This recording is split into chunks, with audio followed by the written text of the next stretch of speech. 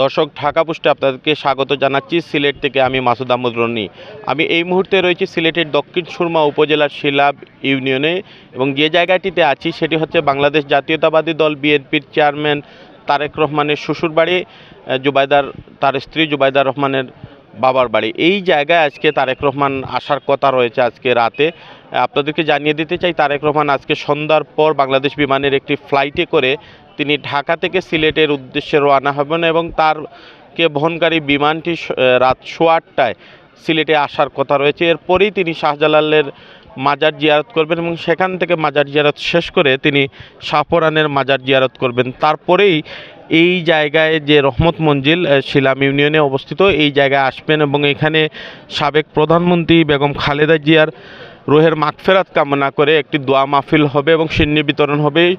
এই উপলক্ষে তারেক রহমানের আগমনকে ঘিরে বিএনপির নেতাকর্মী সহ এখানকার স্থানীয় যে বাসিন্দা রয়েছেন তারা বেশ উচ্ছ্বসিত, এবং আমরা দেখছি যে তারা আসছেন এবং দেখছেন যে তারেক রহমান এখানে আসবেন। এই উপলক্ষে বিএনপি বা তার অঙ্গ সংগঠনের নেতাকর্মীরা তারা খোঁজখবর নিচ্ছেন এবং সার্বিক বিষয়ে তারা দেখভাল করছেন। আমরা একটু কথা বলার চেষ্টা করব সিলেট জেলা বিএনপির সাংগঠনিক সম্পাদক জনাব শামীম আহমদের সাথে। জানতে চাইব তার কাছ থেকে যে তারেক রহমান সাহেব আসছেন সেই উপলক্ষে তাদের প্রস্তুতি কী। আসলে কালকে থেকে যখনই আমাদের চেয়ারম্যান এই বাড়িতে, এখানে উনি এই বাড়ির জামাই, আমাদের বোন ডক্টর জুবাইদা রহমান সহ উনি 22 বছর পরে এখানে এই বাড়িতে আজকে রাত্রে উনি আসবেন। তো আসার জন্য আসলে আমরা প্রশাসনিকভাবে প্রশাসন ওদের মতো প্রস্তুতি নিতেছে। আমরা সার্বিক নিরাপত্তার জন্য এই আমাদের দলীয় নেতাকর্মী সহ এলাকার তরুণেরা কয়েকশো স্বেচ্ছাসেবীর মাধ্যমে আমরা একটা নিরাপত্তা বলয় সৃষ্টি করেছি। পাশাপাশি উনি আসবেন পারিবারিকভাবে, ওনাদেরকে একটু পারিবারিক সময় কাটাবেন, এর জন্য আমরা পরিবার প্রস্তুত হয়ে আছে। এবং আমরা যারা ওই যে দক্ষিণ সুরমা তথা জেলা বিএনপির নেতৃবৃন্দ এবং দক্ষিণ সুরমার সকল পর্যায়ের নেতৃবৃন্দ, বিভিন্ন অঙ্গ সংগঠনগুলা প্রস্তুত আমরা আমাদের চেয়ারম্যানকে বরণ করে নেওয়ার জন্য। পাশাপাশি উনি যেহেতু রাত হয়ে যাবে, আমাদের অনেক নেতাকর্মী আসবেন, 10 থেকে 12 হাজার নেতাকর্মীর জন্য আমাদের একটা আপ্যায়নেরও ব্যবস্থা রাখা হয়েছে। আমরা আসলে এলাকার দলমত নির্বিশেষে এলাকার আপম্য জনগণ আমাদের চেয়ারম্যানের আজকের এই আগমন তথা আমাদের পরম আত্মীয়র আগমন উপলক্ষে আমরা আনন্দে উদ্ভাসিত, উদ্বেলিত, এবং আমরা জনগণ ঐক্যবদ্ধভাবে এই আজকের ওনার আগমনটাকে সফল করে দেবে। কালকে কিন্তু আনুষ্ঠানিকভাবে তারেক রহমান সাহেব এই সিলেট থেকেই নির্বাচনী প্রচারণা শুরু করতে যাচ্ছেন, এবং সেখানে বিএনপি সহ আরও সম্ভাবনা অনেকগুলো দল থাকবে, এবং আমরা যতটুকু জানি যে তাদের প্রার্থীদেরকে পরিচিত করে দেওয়া হবে। বিষয়টিকে আপনারা কিভাবে দেখছেন, এবং লোক সমাগমের বিষয়টি?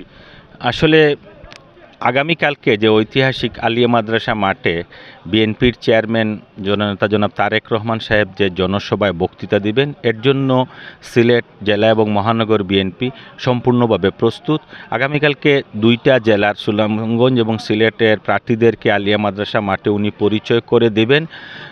আমরা আশা করতেছি, এবং আমরা যেহেতু চতুর্দিকে প্রচারণাতে গিয়ে দেখা গেছে নতুন ভোটার যারা 15 বছরে ভোট দিতে পারেন নাই, তারা অপেক্ষায় আছে আগামী 12 তারিখের নির্বাচনকে একটা আনন্দমুখর উৎসবমুখর পরিবেশে নিয়ে যাওয়ার জন্য প্রস্তুত।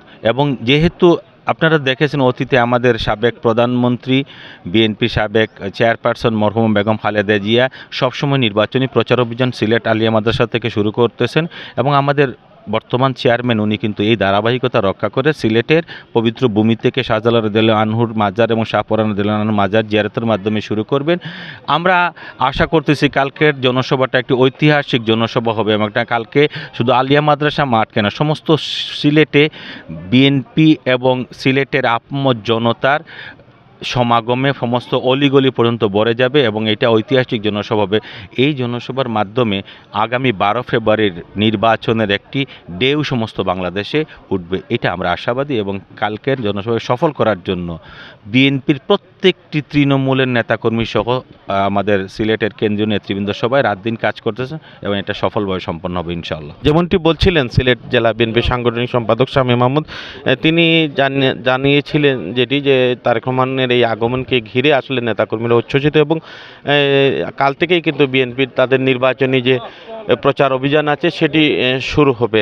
দর্শক, এই ছিল সিলেট থেকে ঢাকা পোস্টের জন্য আপনাদের কাছে সর্বশেষ তথ্য। পরবর্তীতে তথ্য আপনাদেরকে জানিয়ে দেওয়া হবে।